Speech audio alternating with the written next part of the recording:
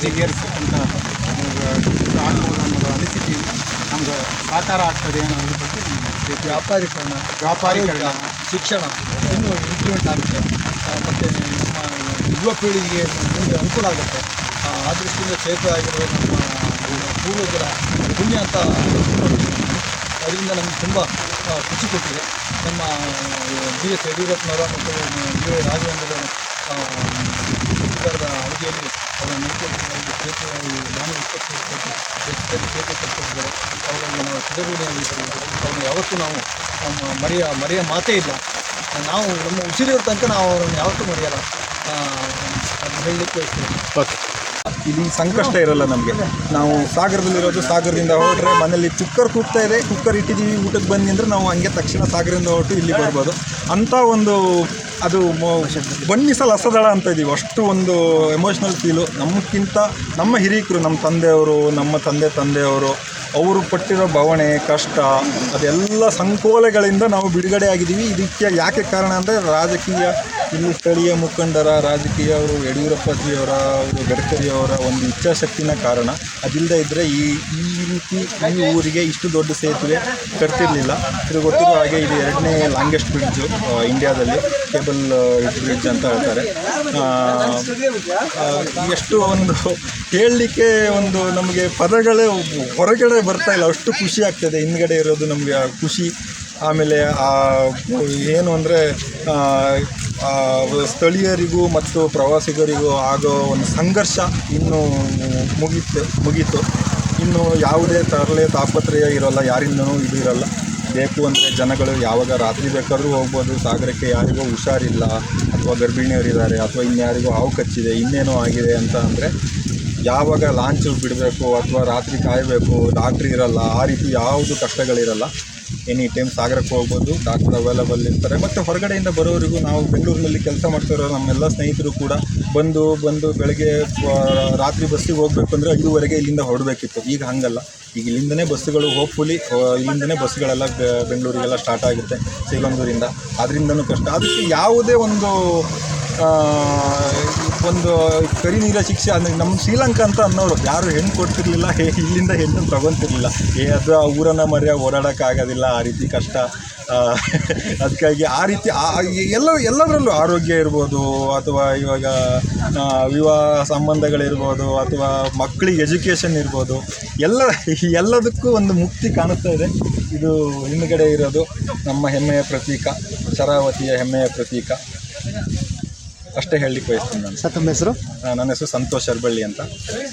ಇಲ್ಲಿ ನಾನು ಬೆಂಗಳೂರಿನಲ್ಲಿ ಒಂದು ಪ್ರೈವೇಟ್ ಕಂಪ್ನಿಯಲ್ಲಿ ವರ್ಕ್ ಮಾಡ್ತೀನಿ. ಇದೇ ಊರು ನಂದು. ಸಾಗರದಲ್ಲಿದ್ದು ವರ್ಕ್ ಫ್ರಮ್ ಹೋಮ್ ಮಾಡ್ತೀನಿ. Thank you.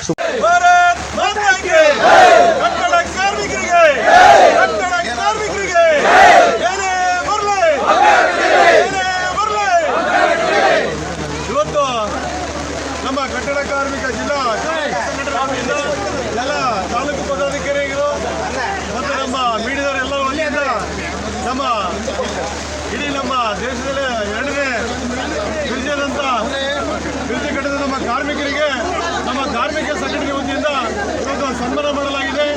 ಇಲ್ಲಿ ಬಂದಂಥ ನಮ್ಮ ಎಲ್ಲ ತಾಲೂಕು ಅಧ್ಯಕ್ಷರುಗಳು, ಜಿಲ್ಲಾ ಪದಾಧಿಕಾರಿಗಳು ಎಲ್ಲರೂ ಬಂದರೆ ಮತ್ತು ಅವ್ರ ಜೊತೆಗೆ ನಮ್ಮ ಚಂಡೇಶ್ವರಿಯ ರಮೇಣವರು ಅವರು ಆಗಮಿಸಿದ್ದಾರೆ. ನಮ್ಮ ಸಂಘಟನೆ ಪರವಾಗಿ ಎಲ್ಲ ಸಂತೋಷದ ದಿವಸ ನಾಳೆ ಅಂತ ಅಂದರೆ ನಮಗೆ 25 ಜುಲೈ 14 ಈ ಭಾಗಕ್ಕೆ ಮತ್ತು ದೇವಿ ಭಕ್ತರಿಗೆ ಆನಂದ ಅಂದರೆ ಆನಂದದ ದಿವಸ ಅಂತ ಹೇಳ್ಕೊಂಡೇವೆ. ಇದು ಜುಲೈ 14 ನಮಗೆ ಮರೆಯಲಾದ ದಿವಸ. ಯಾಕೆಂತಂದರೆ ಇಲ್ಲಿವರೆಗೂ ಹೋರಾಟಕ್ಕಿಂತ ಹೆಚ್ಚಾಗಿ ತ್ರಾಸಪಟ್ಟೆವು. ತುಂಬ ತ್ರಾಸಾಯಿತು. ಈ ಭಾಗದ ಜನ, ತ್ಯಾಗ ಮಾಡೋದ ಜನ ಮತ್ತು ಬರೋ ಭಕ್ತರು ಬೇರೆ, ಇವೆಲ್ಲ ಒಂದು ಘರ್ಷಣೆ ಆಗಿ ಇವತ್ತು ನಾಳೆ 12 ಗಂಟೆ ಒಳಗೆ ನಾವು ಸೇತುವೆ ಒಳಗೆ ಓಡಾಡೋದಕ್ಕೆ ಮುಕ್ತ ಆಗುತ್ತೆ. ಹೀಗಾಗಿ ಒಂದು ಶುಭ ದಿವಸ ಸಿಕ್ಕಿದೆ ನಮಗೆ. ಎಲ್ಲರಿಗೂ ಕೃಪೆ, ದೇವಿ ಕೃಪೆನೇ ಇದಕ್ಕಲ್ಲ. ಯಾಕೆಂದರೆ ಆಗ ಸೇತುವೆ ಮೇಲೆ ಓಡಾಡಿದಾಗ ಅನ್ನಿಸ್ತು ಇದು ಆಗೋದು ಬದುಕಾಗಿತ್ತು. ಹೆಂಗಾಯ್ತಪ್ಪ ಅಂತಂದರೆ ಎಲ್ಲರಿಗೂ ಭಗವಂತ ಕೃಪೆ ಬೇಕು ಅಂತಾರಲ್ಲ, ಅದು ಸತ್ಯ. ಕೃಪೆ ಇದ್ದರೆ ಏನು ಮಾಡಲ್ಲ. ಅದನ್ನು ಹೋರಾಟ ಮಾಡಿರ್ಬೋದು, ಹೋರಾಟದ ಜೊತೆ ಕೃಪೆ ಇತ್ತು. ಆ ಕೃಪೆ ಇವತ್ತು ನಮಗೆ ಜಯ ಕೊಟ್ಟಿದೆ, ಮುಂದೆ ಜಯ ಕೊಡುತ್ತೆ. ಎಲ್ಲ ರೀತಿಯಲ್ಲೂ ಅದು ಅತಿ ಶೀಘ್ರದಲ್ಲೇ ಆಗಿದೆ. ಕೊರೋನಾ ಬಂದರೂ ಸಹ ಶೀಘ್ರದಲ್ಲಿ ಆಯಿತು ಅಂದಾಗ ದೇವಿ ಕೃಪೆ ಸದಾ ಇತ್ತು ಅಂತಲೇ ಅರ್ಥ. ಆಯಾ ಸಂದರ್ಭಕ್ಕೆ ಕೆಲಸ ಮಾಡಿದೆ. ಅದಕ್ಕೆ ನಮಗೆ ಇದು ಪ್ರಚಾರ ಮಾಡ್ತಕ್ಕಂಥ ತಮ್ಮೆಲ್ಲರಿಗೂ ನನ್ನ ವಂದನೆಗಳು. ಭಗವಂತನಿಗೆ ಮೊದಲನೇ ವಂದನೆಗಳು. ನಾವು ಈ ಭಾಗದ ಜನಕ್ಕೂ ಸಹ ಶುಭ ಕೋರುತ್ತಾ ಮುಂದೆ ಅವರಿಗೆಲ್ಲ ಸುಖ ದೊರೆಯಲಿ ಅಂತೇಳಿ ಪ್ರಾರ್ಥನೆ. ಈಗ ಮುಖ್ಯವಾಗಿ ಸೇತುವೆಗೆ ಸಿಗಂದೂರು ಚೌಡೇಶ್ವರಿ ಹೆಸರು ನಾಮಕರಣ ಮಾಡುವ ಬಗ್ಗೆ ಒಂದು ಚರ್ಚೆ ನಡೀತಿದೆ. ಇದ್ರ ಬಗ್ಗೆ ಯಾವ ಹೆಸರು? ಅದು ನಾವು ಏನೂ ಒತ್ತಡ ಮಾಡೋಲ್ಲ. ಅದು ಪ್ರತಿಯೊಬ್ಬ ಮನುಷ್ಯರು ಅನ್ನೋರಿಗೆ ಗೊತ್ತಾಗ್ತದೆ ಇಲ್ಲಿ ಯಾರು ಹೆಸರು ಇಡಬೇಕು, ಏನು ಮಾಡಬೇಕು ಅಂತೇಳಿ. ಇಲ್ಲಿ ಈ ಭಾಗಕ್ಕೆ ಏನಾದ್ರು ಹೆಸರು ಬಂದದ್ದು, ಶಕ್ತಿ ಬಂದದ್ದು ದೇವಿ ಇರೋದು. ಅವರು ಹೇಳೋದಲ್ಲ, ಅದು ಅವರು ಯಾರನ್ನು ಹೇಳದೆ ಮಾಡಬೇಕಾದ ಕೆಲಸ ಅದು. ಸುಮ್ಮನೆ ಪ್ರಿಸ್ಟೇಜು, ನಾಮತನ, ಮನುಷ್ಯತ್ವ ಇದ್ದವ್ರು ಮಾತಾಡ್ತಾರೆ. ಅದು ನಾನು ಅದ್ರ ಬಗ್ಗೆ ಹೇಳೋದಿಲ್ಲ, ಇಡೀ ಅಂತ ಹೇಳೋನಲ್ಲ. ಅದು ಯಾರಿಗಾದರೂ ಅನಿಸುತ್ತೆ ಇದು ದೇವಿ ಕೃಪೆ ಮತ್ತು ದೇವಿ ಸ್ಥಳ ಭಕ್ತರದ್ದು ಒತ್ತಡದಿಂದ ಆಗಿತ್ತಂತ ಎಲ್ಲರಿಗೂ ಗೊತ್ತಾಗುತ್ತೆ. ಸಿಗಂದೂರು ಸೇತುವೆ ಮತ್ತು ಚೌಡೇಶ್ವರಿ ಸೇತುವೆ ಅಂತಲೇ ಅದು ಎಲ್ಲರ ಬಾಯಿಗೂ ಈವರೆಗೂ ಬರ್ತೈತೆ. ಅದ್ರ ಮಧ್ಯದಲ್ಲಿ ಹಾರು ಹೋದ್ರೆ ನಾವೇನೂ ಮಾಡೋಕ್ಕಾಗಲ್ಲ. ಅದು ತತ್ವದೃಷ್ಟ. ಅವರು ನಮಗೇನು ಅದರಿಂದ ನಷ್ಟವೂ ಇಲ್ಲ, ಏನೂ ಇಲ್ಲ. ದೇವಿ ಹೆಸರು ಇದ್ದೇ ಇರುತ್ತೆ. ಎಲ್ಲದಕ್ಕಿಂತ ಹೆಚ್ಚಾಗಿ ದೇವಿ ಕೃಪೆ ಇದೆ. ಆ ದೇವಿ ಕೃಪೆಯಿಂದಲೇ ಇಲ್ಲಿಗೆ ಸೇತುವೆ ಬಂದದ್ದು. ಈಗಾಗಲೇ ನೀವು ಓಡಾಡಿದ್ವಿ, ನಾವು ಓಡಾಡಿದ್ವಿ ಸ್ವಲ್ಪ ಹೊತ್ತು. ಆವಾಗ ಅನ್ನಿಸ್ತಾ ಇತ್ತು ನಮಗೆ, ಒಬ್ಬೊಬ್ಬ ಎಂಥದ್ದು ಹೆಚ್ಚಿನ ಪಾಲು ಶ್ರೀ ಚೌಡೇಶ್ವರಿ ಹೆಸರೇ ಬರ್ಬೋದು. ಅದರಲ್ಲಿ ತೊಂದರೆ ಇಲ್ಲ. ನಮ್ಮದೇನು ಅದ್ರ ಬಗ್ಗೆ ಹೆಚ್ಚಿನ ಒತ್ತಡ ಇಲ್ಲ. ನಮಗೆ ಇತ್ತು, ಈ ಜನಕ್ಕೆ ಅನುಕೂಲ ಆಗಬೇಕಾಗಿತ್ತು, ಅದು ಅನುಕೂಲ ಆಯಿತು. ಅಷ್ಟೇ ಸಂತೋಷ.